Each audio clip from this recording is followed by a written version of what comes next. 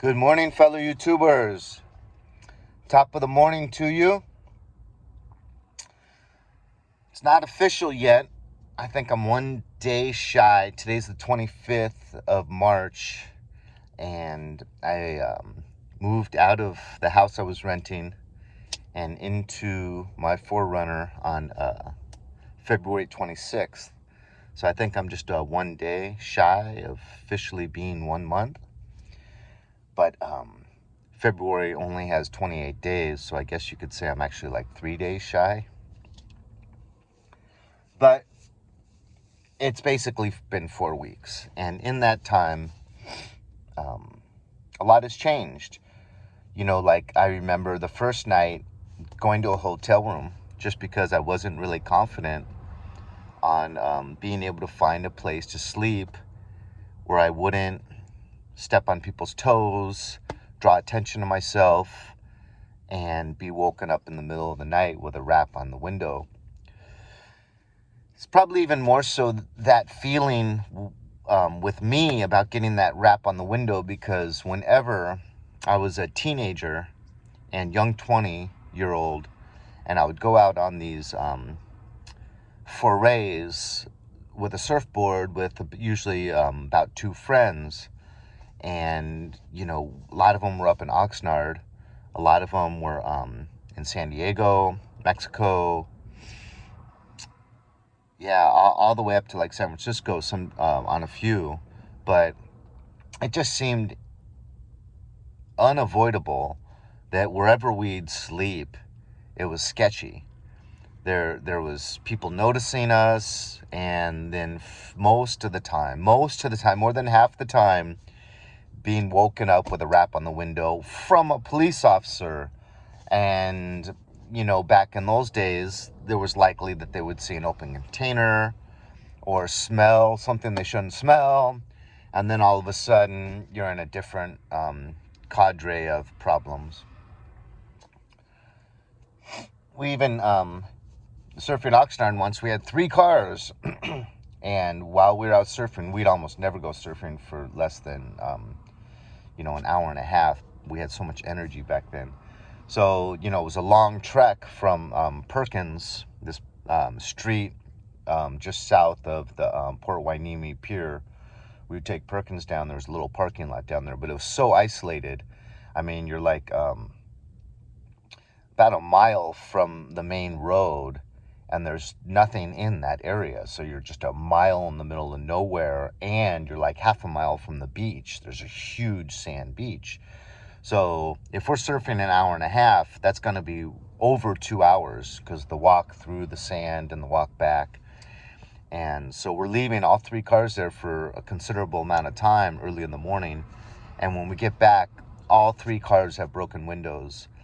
And, mainly all they got was sleeping bags and maybe a spring suit, and I guess they probably got some money. I don't really remember. I remember us mainly just being upset at all of our gear being taken. So we, jumped in our cars, and in a 3-car caravan started circling the neighborhoods, going in and out of the residential streets, the neighborhood that was closest to there. And then we come upon this open garage with like 3 teenagers kind of just kicking back and looking through some stuff. And so we slow down and we eyeball what they're looking at. It's our gear. So we pull right up in their driveway. We're like, that's our shit. And they're like, F you, it is not. And I forget which one of us just bypasses the little teenagers and walks straight up to the door, knocks on the door, and an adult answers. And we explain, yeah, right now we just had all 3 of our windows broken and all of our sleeping bags and gear taken. And so we searched the neighborhood, and we found these 3 individuals in your garage with all of our gear. So the dad's irate. He comes out there and he sees all this sleeping bags and camping gear, and makes those kids give it back. I don't think we got any money for the windows. I don't even think we asked. We were just felt so lucky to find those kids and then have the dad get involved and get our stuff back. So, but I'm completely over that now. 4 weeks of living in my car and finding out. I haven't had my window tapped on once, especially by a police officer, which is great news. The biggest problem I have is, here is brand new shoes just bought yesterday. Really soft Skechers, soft soles, to help me with my plantar fasciitis heel spurs. But look at the first, morning I have them. We've had 2 hikes already. It's not even 8 o'clock, my dog and myself. And you can see the effect. But his paws also just come in filthy. And he even gets kind of wet. He'll roll around. I don't like making him not roll around. He really enjoys rolling in the grass and the dirt. So that's a bit of an issue. My sleeping bag and my car gets pretty sandy regularly. So once every day to once every 2 days, I'll take all the blankets out, which is a lot because I have this dip back here on the back part of the bed. It's not an even bed. I should have got the Honda Pilot. It's completely flat bed when you put the back seats down. This isn't. It has a lower part that's real low, and then it has an incline for like 4.5, 5 inches where it's on like a 60% increase, and then it kind of levels off again, but it's not completely level. It's a little bit of a slant at that lower part. So I put my torso in the lower part, but fully loaded up with folded blankets to kind of try to make it an even bed. And it takes a lot of work, takes a lot of blankets. And if I had got that Honda Pilot, it was a wider bed and it was completely flat. I have back pains every day, all day now because of this bed. So I'm kind of regretting not getting that Honda Pilot. But at the same time, the 4-wheel capacity is just not comparable. So it's more like all-wheel drive. I think you can get a 4-wheel drive, but I think most of what you can get is the only one I saw was all-wheel drive. And it's much lower to the ground. I don't think the shocks have as much travel. You don't have a truck frame. From what I've learned in the past, it might be different nowadays, but the Toyota 4Runner's always been the only SUV with a real solid 4-wheel drive truck frame that's thicker and really, really sturdy. Okay, so one thing that's funny is there's so many of these girls, young girls, extremely attractive, in their young 20s, making these videos on where you can sleep in your car. And it's like, my goodness, if I was their father, I would be so nervous having my little 24-year-old sleeping in her car. But they don't really seem to talk about that, It's a very non-judgmental, because a lot of people are choosing this for an alternative lifestyle. A lot of people are choosing this to get a sense of freedom when our freedoms are waning. A lot of people are choosing this to be able to travel and see some places without having to also afford rent that you're not using. I always thought it was a shame when people go to Hawaii for a month or Tahiti and they have their mortgage or their rent the whole time. So it's really a great idea, at least in my mind. It's like light bulb, have no rent for 6 months or a year and just fit in as much adventure and traveling as you can in that time. And then maybe break even or maybe even save some money, because I was paying $2,000 a month. I mean, that could go a long way in getting gas. I can go a long way with getting food and lodging or new clothes. So, yeah, where do I sleep? I just got a few places already that I feel pretty good about. One is the marina. Marina's real quiet. It's even patrolled by officers once in a while, but not really looking for people sleeping in their car. The officers are more like just looking for criminals that might be breaking into cars and stuff, because I've had them go right past me with fogged up windows and they didn't stop. I even had one shine a light in the back window, and I don't have limousine type windows. I got windows you can see through. They're tinted, but you can still kind of see through them, at least during the day.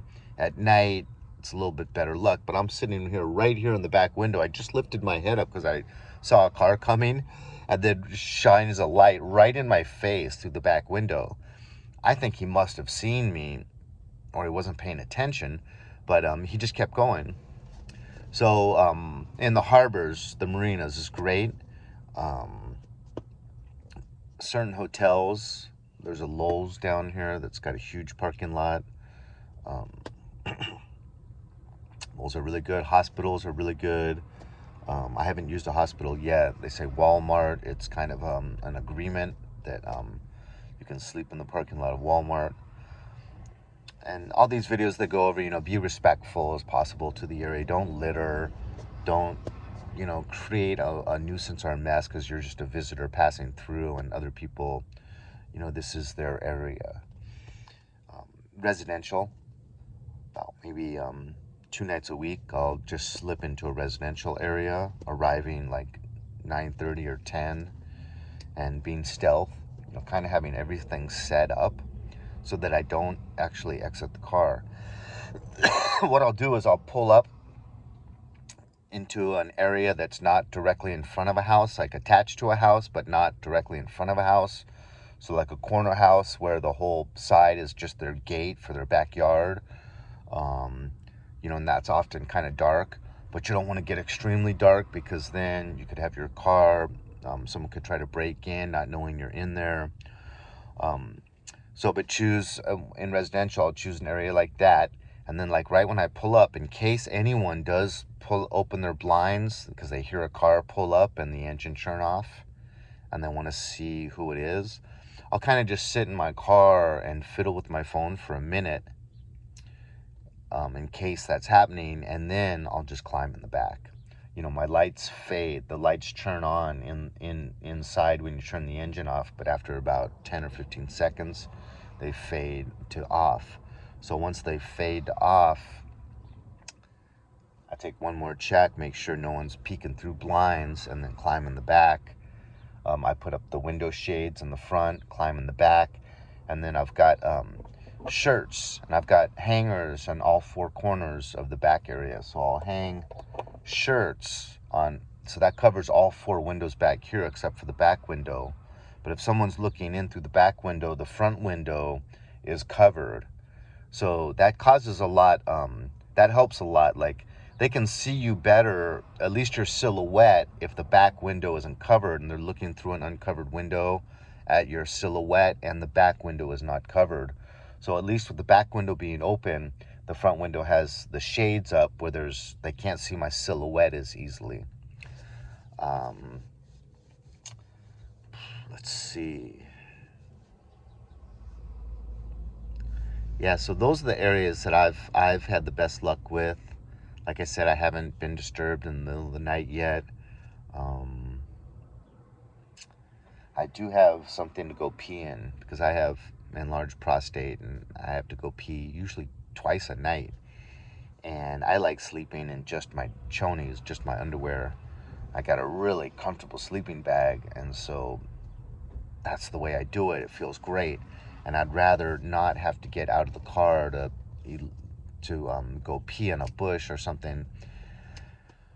So I do have a tall something that I pee into, and I can just, when I wake up in the morning, go into a park or something and pour that out in the bushes.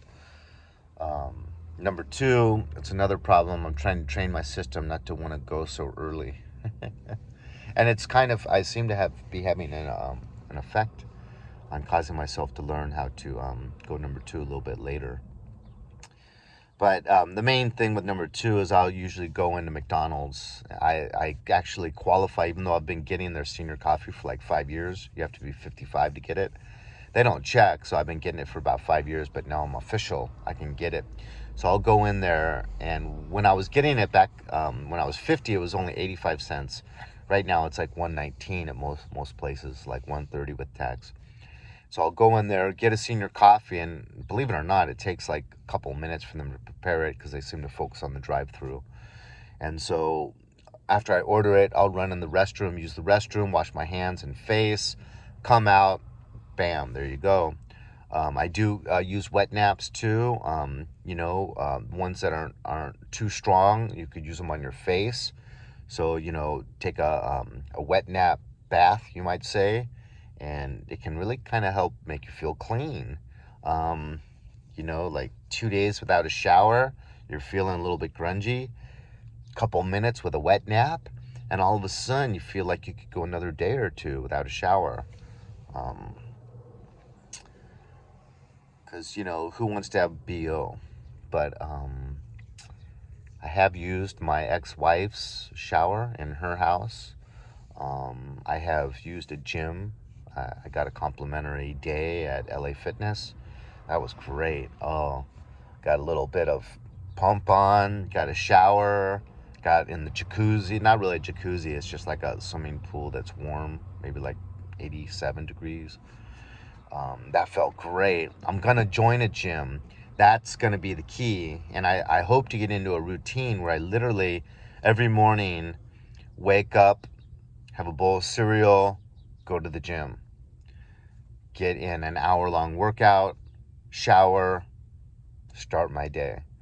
I think that would be great because I'm not really being productive. I'm not really putting pressure on myself to be very productive right now because I just finished a very stressful career, including the internships. I just spent 30 years in education. And it's just an atmosphere that doesn't really jive with me. I'm not liberal-minded. I'm conservative-minded.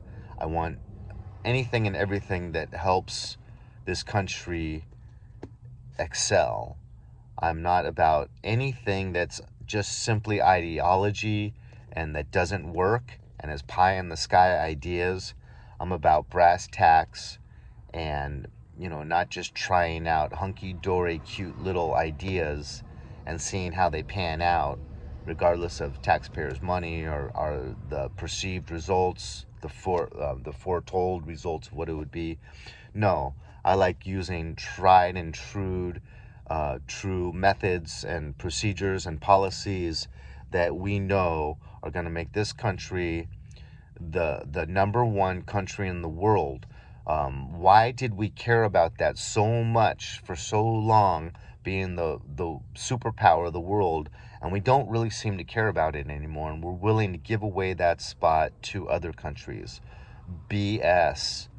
We need to hold peace through power. We need to always be able to, everyone, these evil countries that don't really care about human rights and only care about how powerful of a nation they are, they need to know that we have more military strength. We have more nuclear weapons.